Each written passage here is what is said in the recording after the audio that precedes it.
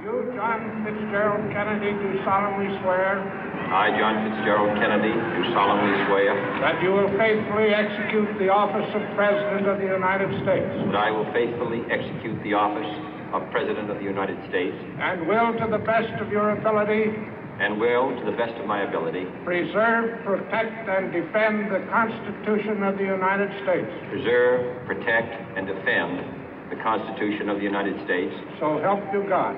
So help me God.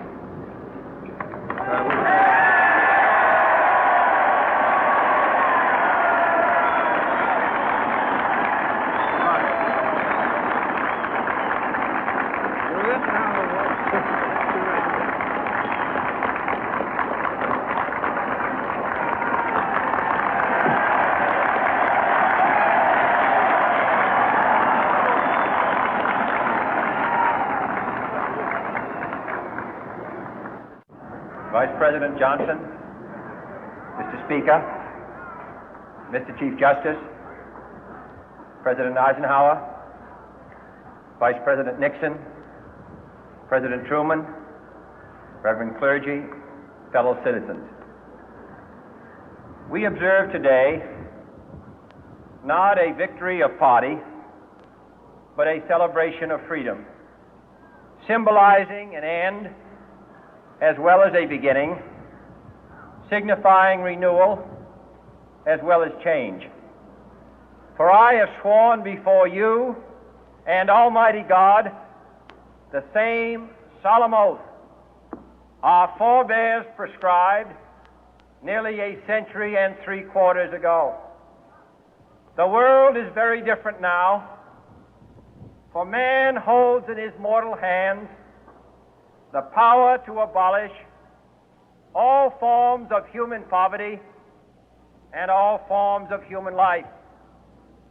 And yet the same revolutionary beliefs for which our forebears fought are still at issue around the globe.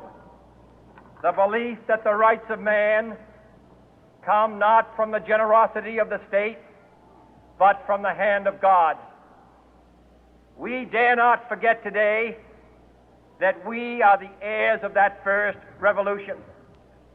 Let the word go forth from this time and place to friend and foe alike that the torch has been passed to a new generation of Americans born in this century, tempered by war, disciplined by a hard and bitter peace, proud of our ancient heritage, and unwilling to witness or permit the slow undoing of those human rights to which this nation has always been committed and to which we are committed today at home and around the world.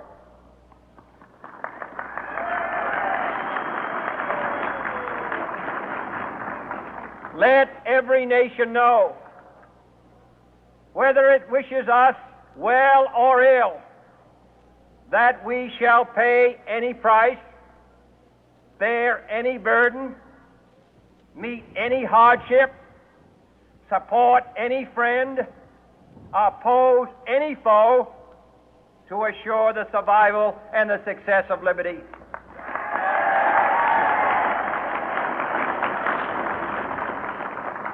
This much we pledge and more.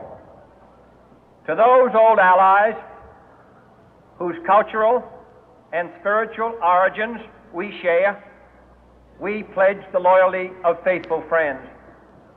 United, there is little we cannot do in a host of cooperative ventures.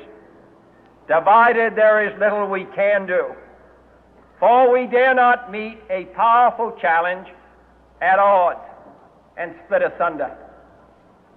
To those new states whom we welcome to the ranks of the free, we pledge our word that one form of colonial control shall not have passed away, merely to be replaced by a far more iron tyranny.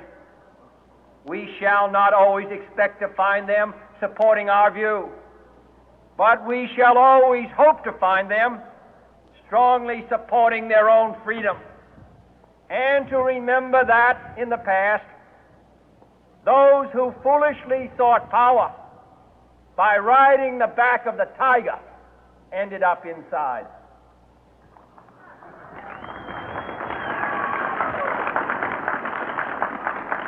To those people in the huts and villages of half the globe struggling to break the bonds of mass misery, we pledge our best efforts to help them help themselves for whatever period is required, not because the communists may be doing it, not because we seek their votes, but because it is right.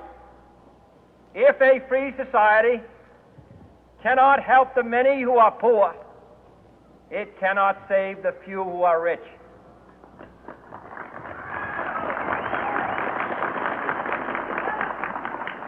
To our sister republics south of our border, we offer a special pledge to convert our good words into good deeds, in a new alliance for progress, to assist free men and free governments in casting off the chains of poverty.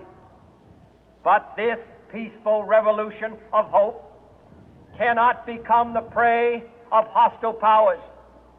Let all our neighbors know that we shall join with them to oppose aggression or subversion anywhere in the Americas. And let every other power know that this hemisphere intends to remain the master of its own house.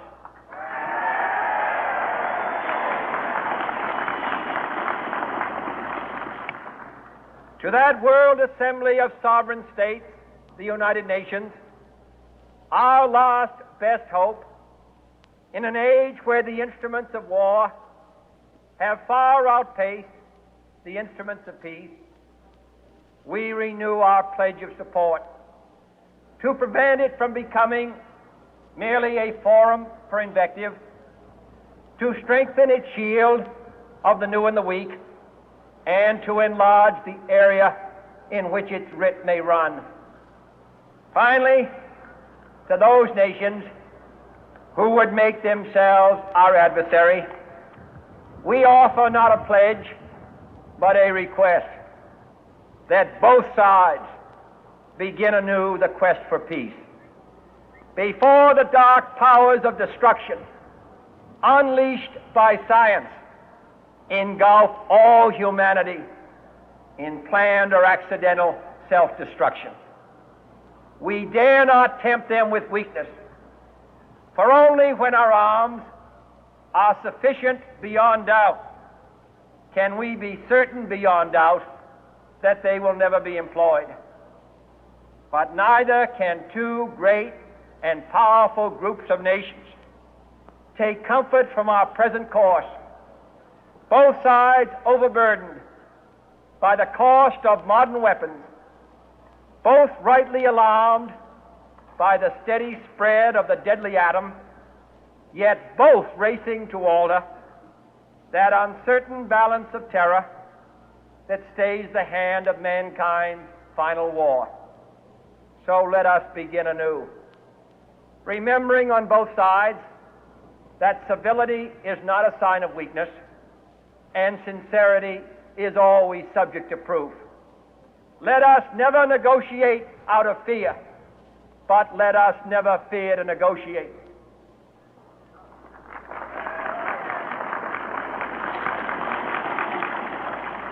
Let both sides explore what problems unite us, instead of belaboring those problems which divide us.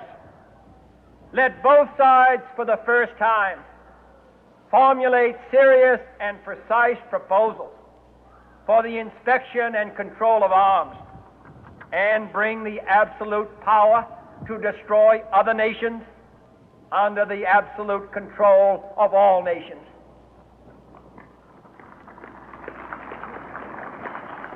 Let both sides seek to invoke the wonders of science instead of its terrors. Together, let us explore the stars, conquer the deserts, eradicate disease, tap the ocean depth, and encourage the arts and commerce. Let both sides unite to heed in all corners of the earth the command of Isaiah to undo the heavy burden and let the oppressed go free.